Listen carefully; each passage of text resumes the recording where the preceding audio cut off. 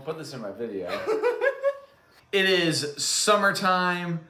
I am a teacher. I am about to explode with anger and frustration. I love my students, but oh my God, it is summertime, and it is reading list summertime, and there are a mountain of books that I bought and never read. So I was like, this summer, I'm gonna knock these things out. I got a list of about 20 books that I think I can get through, and for the most part, I'd say 15 of these 20 books are in the Steve wheelhouse of demons and crime and horror and grim hopelessness, stuff that I just dig. So let's get started. The first one is going to be the Heavenly Table by Donald Ray Pollock. This is the pseudo-spiritual sequel to The Devil All the Time, which I reviewed, which was one of my all-time favorite books of all time. I've already read the first 50 pages of this because I've only got 20 minutes a day to read a book. So I just kind of thumbed through it to get started on my list. And I already love this book. I know that the author is 71. I know that this came out in 2016. If he never writes another book again, that's going to be a real shame, because between The Devil All the Time and this, I mean, I think these are just masterpieces. If you like Cormac, McCarthy, you've got to read these. But this is a reading list, not a review list. The next book is The Iron Heel by Jack London from 1908. This came about because I have a student that is obsessed with 1984. And I always tell him, I'm like, good book, but I read this review by Isaac Asimov where he was like, 1984 is not a sci-fi book. It's really just a book about the Soviet Union. And after hearing that, I was like, dang, he's pretty right. And I'm kind of sick of that book a little bit. Not that it's bad or anything, but I'm just kind of sick of it.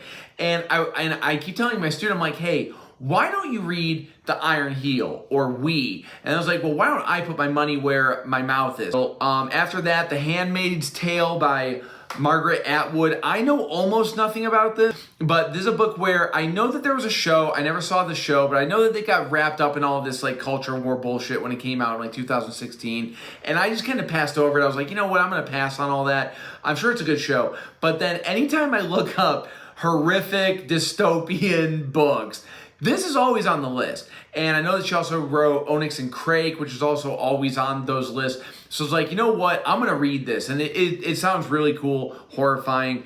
I shouldn't say cool, right?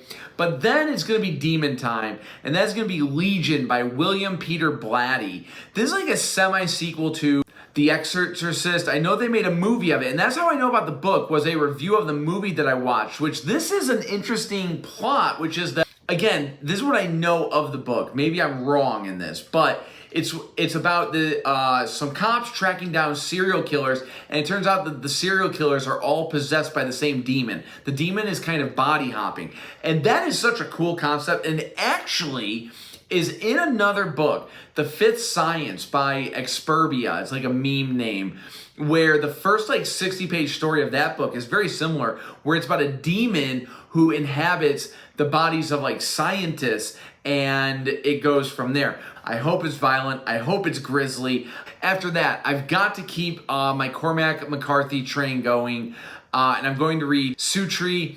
I decided to read this instead of all the pretty horses and stuff because, and The Crossing, because those are more part of series and those are more emotional, I guess you could say. After The Outer Dark and The Child of God, I was like, no, I want to keep that really grisly, gross, Southern Gothic McCarthy train going. I have fallen in love with Southern Gothic and didn't even know it. It really started with Sharp Objects by Gillian Flynn. And then, Outer Dark was just, oh, what an amazing book, and The Devil All the Time. So I might wind up reading a lot of Southern Gothic as the year goes on. But after that, The Castle by Franz Kafka. I've never read a book by Kafka in my life. And the reason I read this was because I always read that this was a big influence on Haruki Murakami, in that, again, I don't know what it's about. Really, I don't. But it's surrealist, morphing reality type book about madness and such. Maybe I'm totally wrong. We'll see. After that, The Fifth Head of Cerberus by Gene Wolfe. This is more about, I have been wanting to do a big reread of the Book of the New Sun for quite a while. When I read the Book of the New Sun, I read the first 4 books in about 5 weeks, And I don't want to say I blasted through them, but I had the impression that don't waste your time, just go. Just go. Read it, absorb it, love it. And I love Book of the New Sun. I am like, that is again one of the books where I am always trying to like re-get that feeling of that book. Beyond that, I love the world around the Book of the New Sun and you know, the fan base. I love the fan base. I love the fan art. I love the subreddit. I love the YouTube videos about it. Like, I love the Book of the New Sun so much. And I feel like I need to get my chops up. You know, I want to become a Book of the New Sun weirdo. I really want that to be like my thing of like, you know, yeah, The Pit was pretty good. Have you read Book of the New Sun? Like, I really want to become that guy. The way some people are about Blood Meridian or something. I want to be that. So I was like, well, maybe I should read other books by Gene Wolfe. And this is always the top one. Like, well, you need to read this. After that, I'll be reading Ridley Walker by Russell Hoban.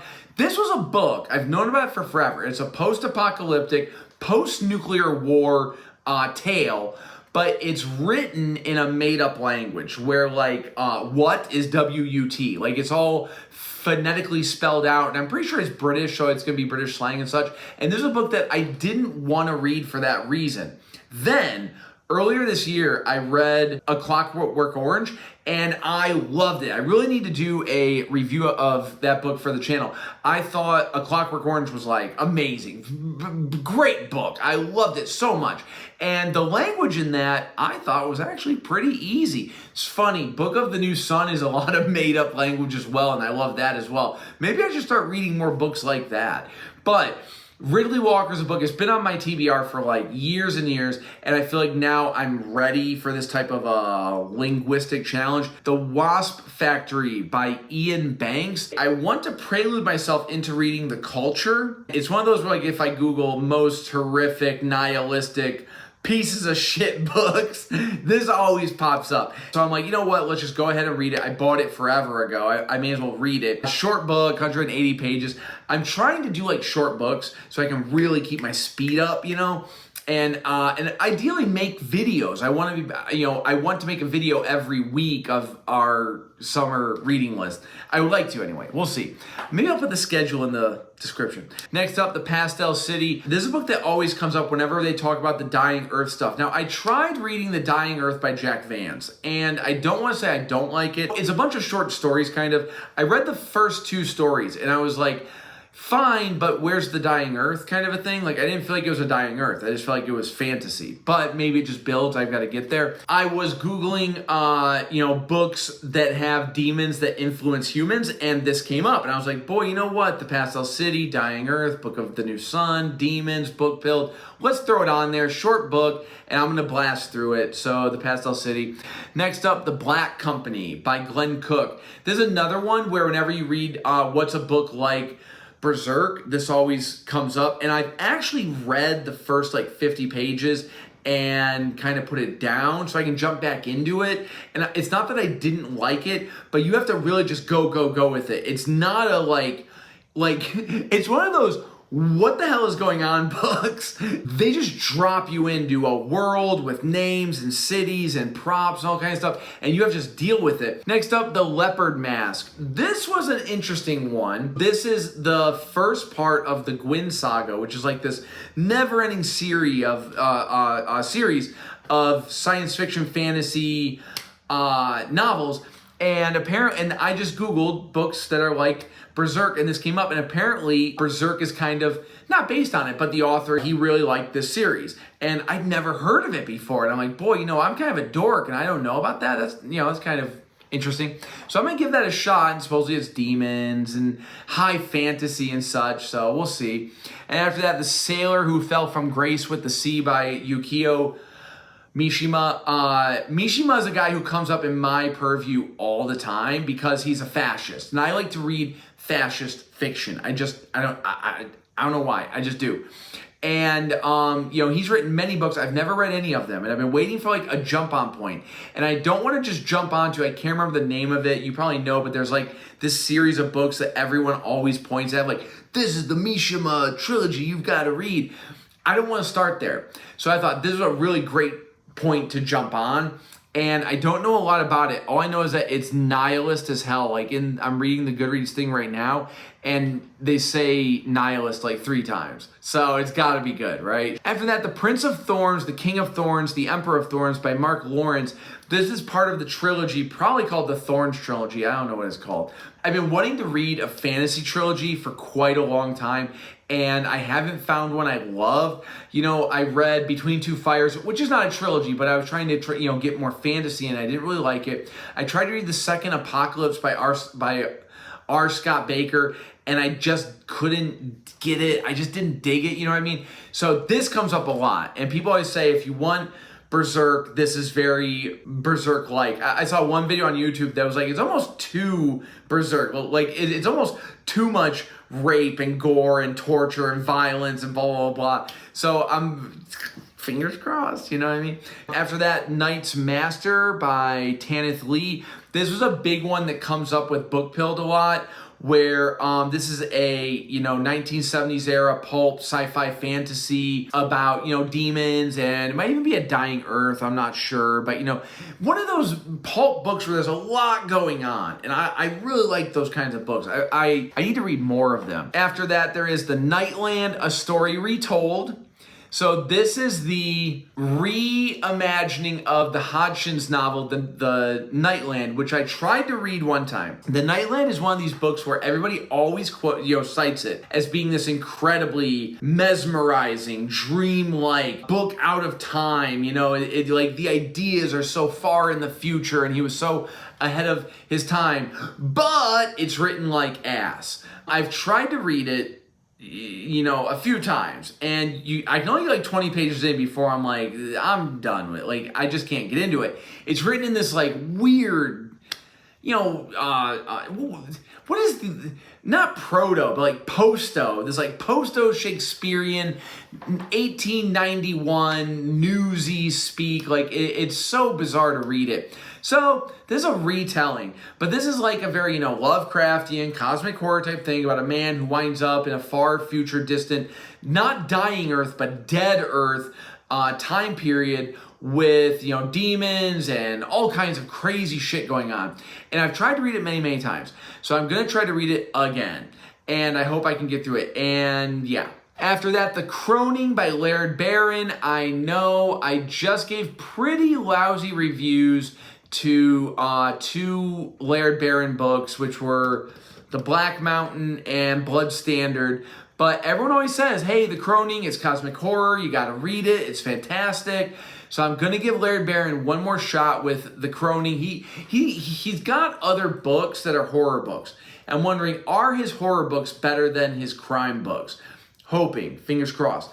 And that's gonna round us out with Satantango. I suck at foreign languages, boys and girls. Satantango by Laszlo Krasnohorkai. Man, that was rough. I'm sorry, everybody who had to hear me say that. I don't know a lot about this. I just know it's bleak. It's a Hungarian novel about impoverished residents who receive word that a man who's dead is returning, and blah, blah, blah, blah, blah.